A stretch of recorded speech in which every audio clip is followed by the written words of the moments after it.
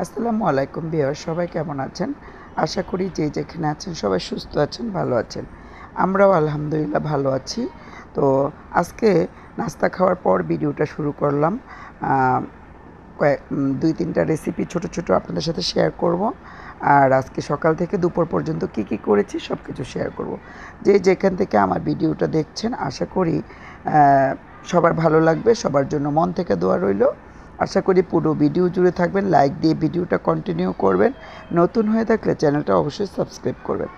তো টেবিলটা প্রতিদিনই খালা পরিষ্কার করে, কিন্তু আমার কাছে কেন জানি ভালো লাগে না। তাই আমি একটু পরিষ্কার করে নিচ্ছি। যে হাঁড়ি পাতিল মাজার যে ভিম বারটা সেটা দিয়ে আমি একটু ছোবার মধ্যে লাগিয়ে তারপরে প্রথমে একটু পানি দিয়ে আমি পুরো টেবিলটা ঘষে নিয়েছি। তারপরে একটা পরিষ্কার কাপড় দিয়ে আমি এটা মুছে নিচ্ছি। কাপড়টা ধুয়ে পরিষ্কার করে আমি পুরোটা টেবিল সব জিনিসপত্রগুলো সরিয়ে মুছে নিয়েছি। আর এখানে আমি একটু খেজুর, চিনির বয়ম, তারপরে আচার, তারপরে একটু ট্যাংয়ের বয়ম, এগুলো একটু সাইডে রেখে দিই সবসময় হাতের কাছে যেন পাই। কারণ আচারটা আমার ছেলে রেগুলারই ভাত খাওয়ার সময় খায়, সেজন্য এখানে রাখি। তো টেবিলটা সুন্দর করে মুছে মনের মতো করে পরিষ্কার করে নিয়েছি। কিছু কিছু কাজ আসলে নিজে না করলে ভালো লাগে না।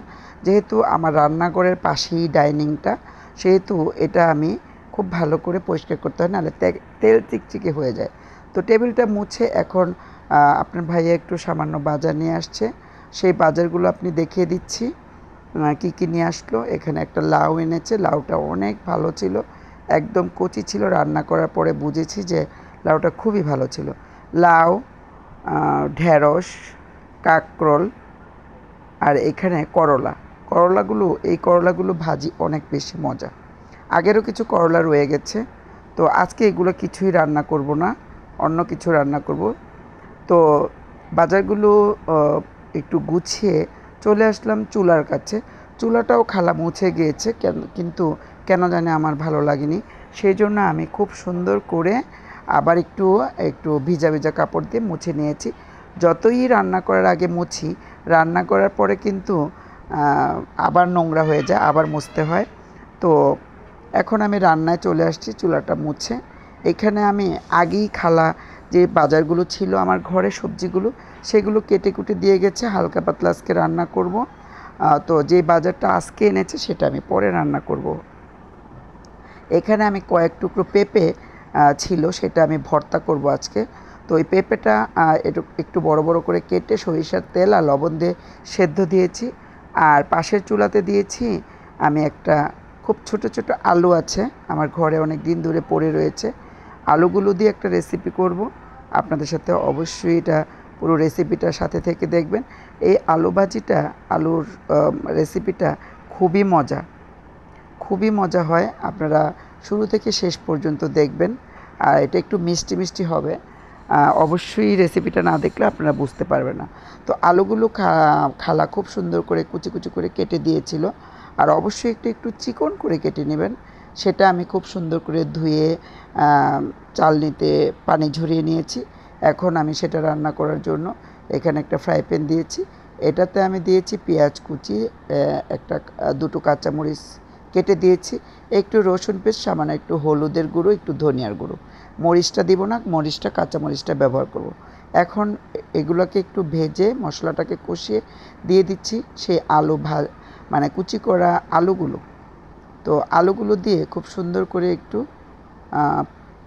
তেল পেঁয়াজের সাথে ভেজে নিব। আমি কিন্তু এখন সরিষার তেল দিয়ে সব কিছু রান্না করি। আপনারাও কিন্তু যেরকম তেল খান সেটা দিয়ে রান্না করবেন। তো সামান্য একটু পানি দিয়ে এটাকে একটু ঢেকে দিয়েছি।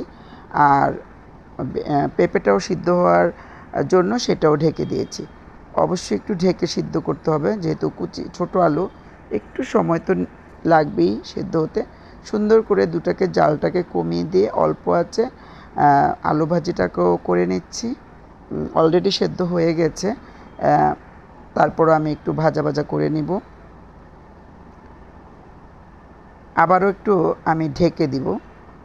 ঢেকে দিয়ে আলু ভাজিটা খুব সুন্দর করে তারপরে রান্না করব, যেন সুন্দর হয়ে সেদ্ধ হয়ে ভাজা ভাজা হয়। পেঁপেটা মোটামুটি সেদ্ধ হয়ে গেছে। কিন্তু আমি আরও একটু সেদ্ধ করব যেন ভর্তা বানানোর সময় হাতে মেখে ভর্তাটা করতে পারি। পেঁপে আমি কখনো পাটায় বেটে ভর্তা করি না, সবসময় হাতে মেখে করি।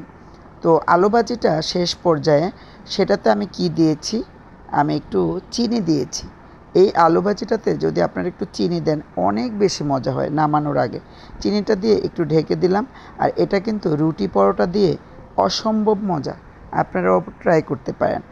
এই একটু চিনি দিবেন, অবশ্যই দিবেন। এটা দেখে আমাকে কমেন্টসে জানাবেন এরকম করে আলু ভাজি করে কেমন লাগে।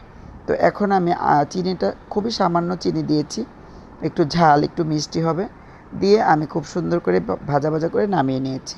এখন আমি হলুদ হলুদ একটা করলা ভাজি করব আজকে। এই করলা ভাজিটা মানে আমি কি বলবো, মানে আপনারা এই শুধু করলা ভাজি দিয়ে 1 প্লেট ভাত নিমেষেই খেতে পারবেন। আমি একদম চ্যালেঞ্জ দিয়ে বলতে পারি অনেক মজা এই করলা ভাজিটা। তো আমি কিন্তু দুইভাবে করলা ভাজি করি, আজকে এইভাবে দেখাবো। করলা ভাজিটা করার জন্য পেঁয়াজ কুচি, কাঁচামরিচ কেটে দিয়েছি, হলুদের গুঁড়ো, একটু ধনিয়ার গুঁড়ো, স্বাদ মতো লবণ দিয়ে নেড়ে চেড়ে পেঁয়াজটাকে ভেজে করলা যে পানি ঝরিয়ে দিয়েছিলাম, করলা এবং আলু, একটা আলু দিয়েছি। একটু আলু না দিলে করলা ভাজিতে ভালো লাগে না আসলে। আর আমি সব বিচি ফেলে দিয়েছি, কারণ আপনাদের ভাইয়া অসুস্থ, ডক্টর বলেছে কোনো যেন বিচি জাতীয় জিনিস না খায়, তার কিডনিতে প্রবলেম। তো বিচিটা ফেলে খুব সুন্দর করে লবণ দিয়ে কচলিয়ে ধুয়ে নিয়েছিলাম। করলা ভাজিটা দিয়ে খুব সুন্দর করে প্রথমে একটু ঢেকে দিয়েছি যেন সেদ্ধটা হালকা একটু সেদ্ধ হয়। আর এটা কিন্তু একটু সবুজ সবুজ থাকবে, একটু হলুদ হলুদ থাকবে, দেখতে যেমন খেতেও কিন্তু অসাধারণ লাগে। তো এমনভাবে সেদ্ধ করবেন না যেন কালারটা নষ্ট হয়ে যায়, কালারটাকে ঠিক রাখতে হবে। আর একটু ননস্টিকি পাতিলে করাতে খুব সুন্দর ভাজা ভাজা, একটু হালকা হালকা ভাজা ভাজা, আবার একটু কাঁচা কাঁচা, এভাবে আমি করলা ভাজিটা খুব সুন্দর করে করে নিয়েছি। আর এটা আমার বাসার সবাই পছন্দ করে, কারণ একদমই তিতা হয় না, বাচ্চারাও খুব পছন্দ করে এটা খেতে পারবে। তো করলা ভাজিটা এক চুলায় দিয়েছি, আর এক চুলায় পেঁপেটাকে খুব সুন্দর করে সিদ্ধ করে নিয়েছি। আর অবশ্যই পেঁপেটা একটু পোড়া পোড়া ভাব করবেন যেন ভর্তার একটা টেস্ট পাওয়া যায়। পোড়া পোড়া ভাব থাকলে একটু দিয়ে দিলাম সরিষার তেল, দিয়ে আমি নেড়ে চেড়ে একটু পোড়া পোড়া ভাবটা এনে তারপরে আমি এটাকে নামিয়ে ভর্তা করতে নিয়ে আসছি।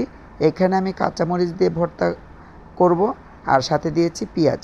কাঁচামরিচ দিয়ে ভর্তা করে দেখবেন অনেক কিন্তু মজা লাগে, অনেক সুন্দর একটা ফ্লেভার আসে।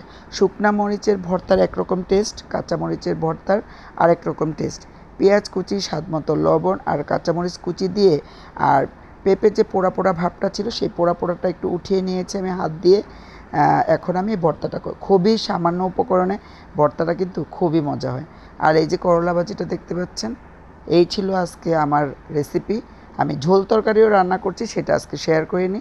পেঁপে ভর্তা, করলা ভাজি, ছোটো আলু ভাজি, অসম্ভব মজার। সবাই ভালো থাকবেন, সুস্থ থাকবেন, নিরাপদে থাকবেন। আজকে এই পর্যন্তই। আল্লাহ হাফেজ সবাইকে। আসসালামু আলাইকুম।